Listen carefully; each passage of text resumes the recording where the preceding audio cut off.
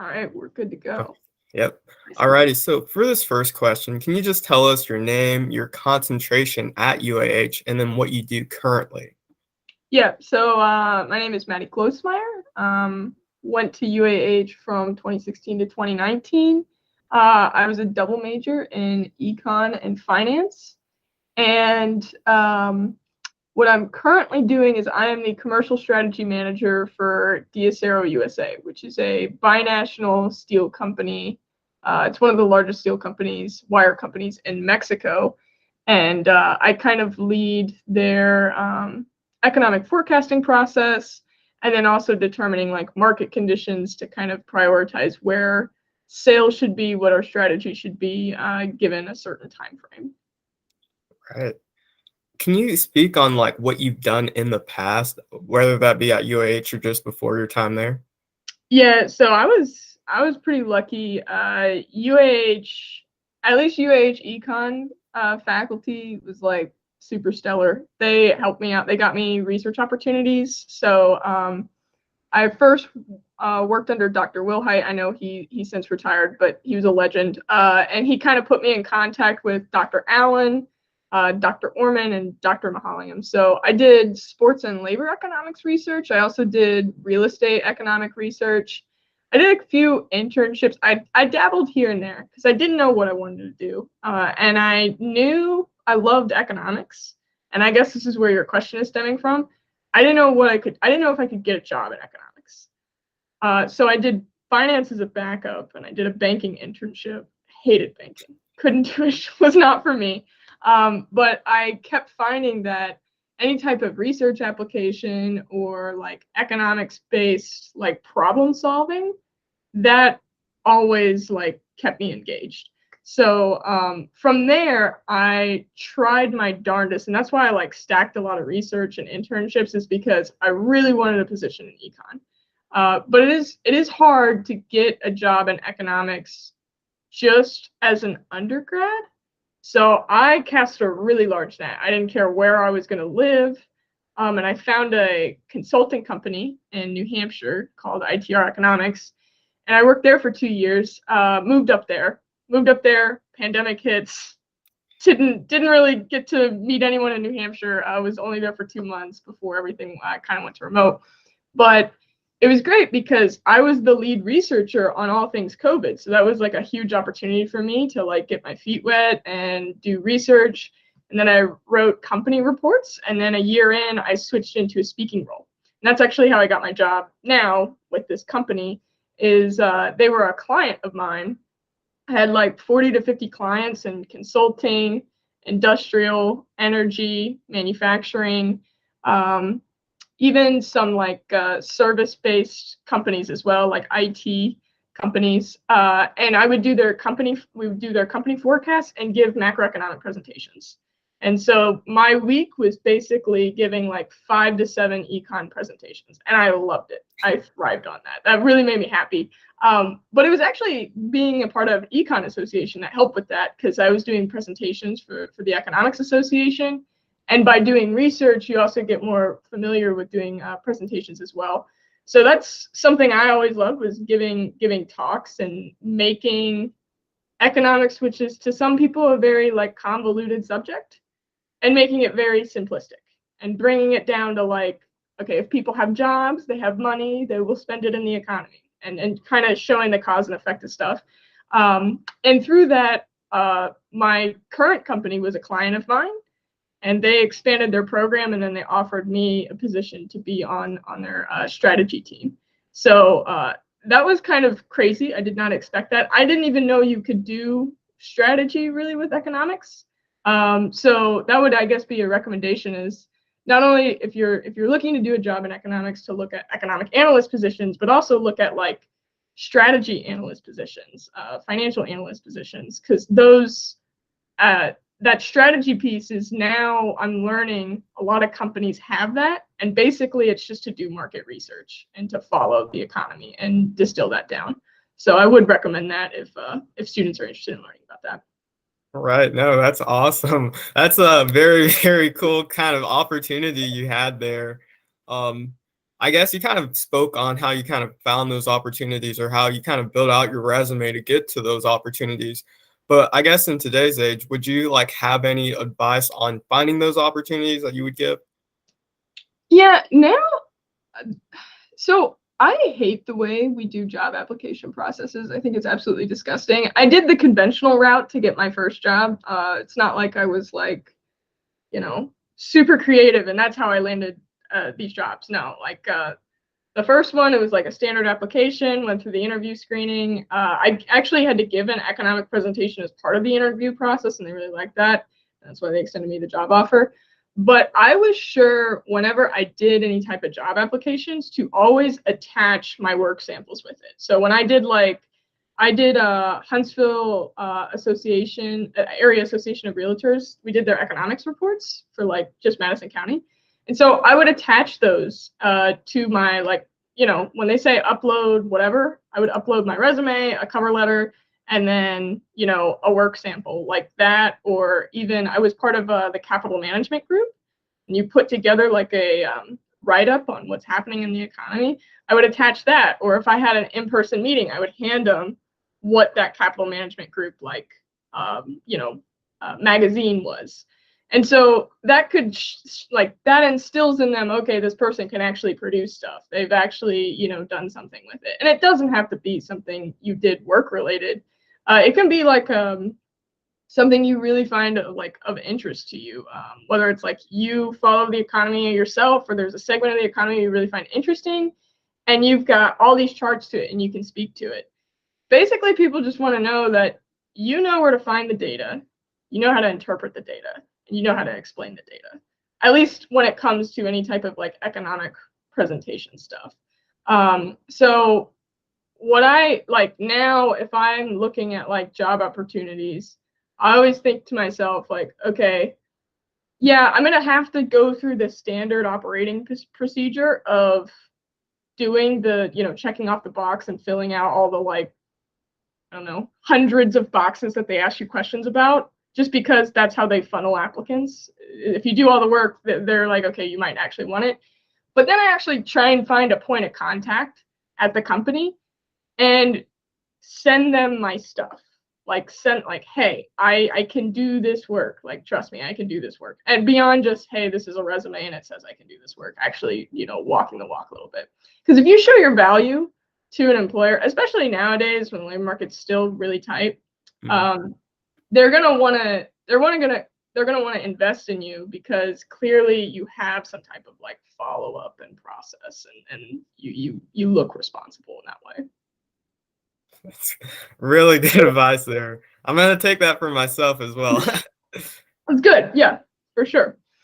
One thing I wanted to ask is just like what drew you to major in economics in the first place? Well, that's kind of a funny story. I'll try and do it as quick as possible because I know you want to make this interview short. But essentially, I went to UAH because I thought I wanted to be an engineer.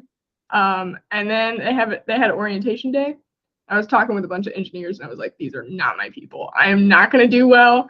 I don't even think we have any of the similar interests. And they had to change my major station. So I told them, I was like, put me in undeclared business. And they had a summer incentive program where you could take classes before the semester started. So I was like, oh, well, that would be kind of cool. Like, I get a feel for the campus before all the other kids do. And one of the baseline courses in business is just principles of macroeconomics. So I took that class. Dr. Will Hite, which I know he's no longer with UAH, he taught it. And I was just like, this is so interesting. Because it's quantifying like how people behave. It's quantifying like why people do things, what causes them to do things. And I just ate it up. Like I actually found reading the textbook interesting. And so I like That really, never happens. yeah, I like really leaned into it. And I remember having like engineer friends and they would like complain about their classes. And I'd be like, I have no idea what you're talking about. Like I love my classes. I love my professors. And finance, I couldn't say the same thing. Like I did not love, like that was not an intrinsic love, but that was more like my backup plan if econ didn't work. So from there on, I was just consistently like trying to do something with economics, whether it was like the Econ Association doing research or, even like reading books on like behavioral economics, like if it was a course that UH didn't offer, but I knew it was like a field within economics, I would try and find someone who wrote a book. So like Thinking Fast and Thinking Slow, like that's a quintessential behavioral economics book. That one was like super fascinating to me. I read stuff on like The Only Game in Town, which is about like monetary policy. I just found these things like very interesting. So I knew like, okay, this should be my goal, is to work in this field because I can talk about economics ad nauseum. Like this is my wheelhouse. This is what brings me joy, kind of thing. So it was never like a doubt to me working in econ. And now in my new role, I do miss not having, like my last job was all econ. Like I woke up, I read the Wall Street Journal, I'd look up Fred charts, I'd put together my PowerPoints, I'd give those presentations to clients, I'd follow up with them. So I do miss not having it all be econ, because that's my zone. Now I'm doing more coordination between, say, executives and sales, and being an intelligence piece and intermediary between the two. So it's more like running meetings and coordinating things with people, which is it's a new challenge in its own. And I also do a lot of like project management now. But having that background and learning like a lot about the economy has been an invaluable tool, because if you can speak about what's happening in the world, but also take it from a position of humility, like I don't have all the answers. I'm not controlling an $80 trillion global economy. Like I'm not just one person looking at charts.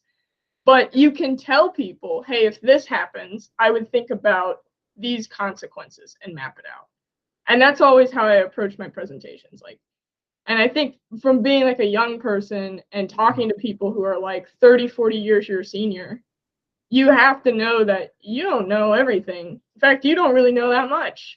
But what you do know is like cause and effect, and you have critical thinking skills, and to use your voice and kind of be that bridge to kind of make sense of data. And that's how I've like, whenever I talk with people about what I do, I'm like, well, my job is to just tell people the storyline behind all this data that exists on Google.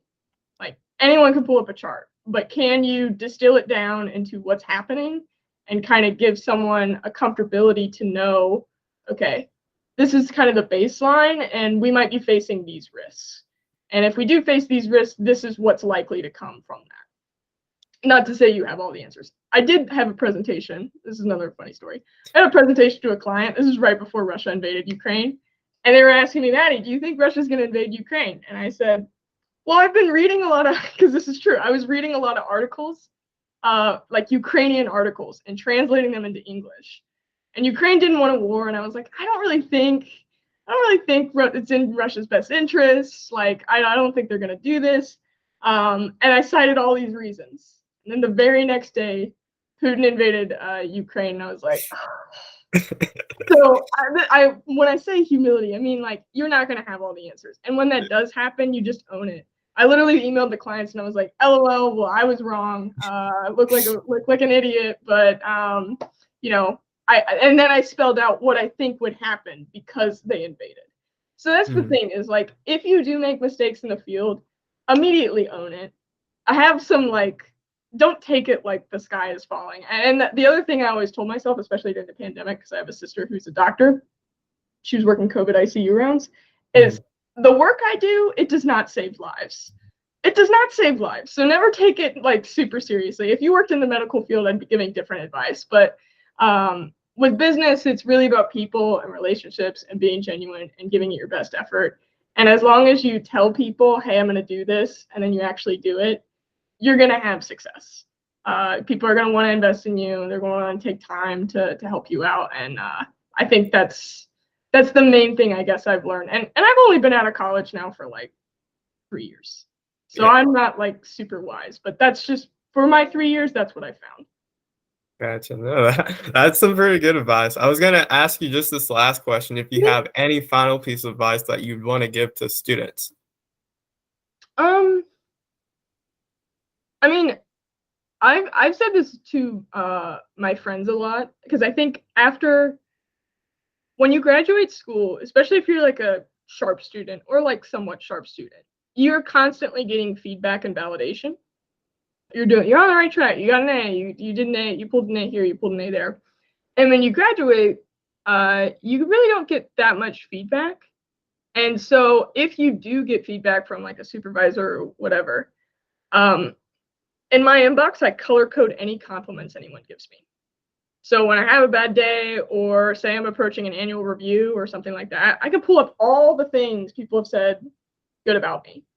And that is a way for me to stay motivated, to remember that people care about me, to remember like, okay, yeah, I'm generating value. And also when it comes to your peers, when you graduate, some people really struggle on like becoming jealous or someone's making something and you did not expect them to make that. I always have taken the approach of like, if I know someone and they're doing well, that is awesome for me too. To just bask in when people do well and kind of have that gratitude. I know that's not like necessarily an intrinsic business thing, it's more of a life advice. But that for me has helped a lot because like during the pandemic, you just kind of learn what's important in life. And really it's about being there for people and it's about like celebrating the wins. And you're not always going to get every win, but when you do have a win, like celebrate it. And when your friends or faculty or whoever gets a win, celebrate with them too, because like life is short. So that would be, I know that's not career specific advice, but that is something, and I still have friends that struggle with that concept of like not getting intrinsically jealous. But I think over time, if you have that gratitude piece, you're just going to be happier. And if you're happier, you're going to be more motivated. And if you're more motivated, you're going to do better work. All right, thank you. That was really good. Thank you for the advice.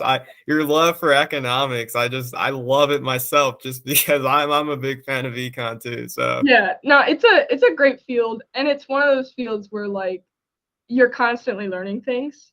That's what I learned in my first job is just how much, I mean, granted it was the pandemic, so like every day there was like a huge piece of legislation or there was something massive and the world was changing really fast.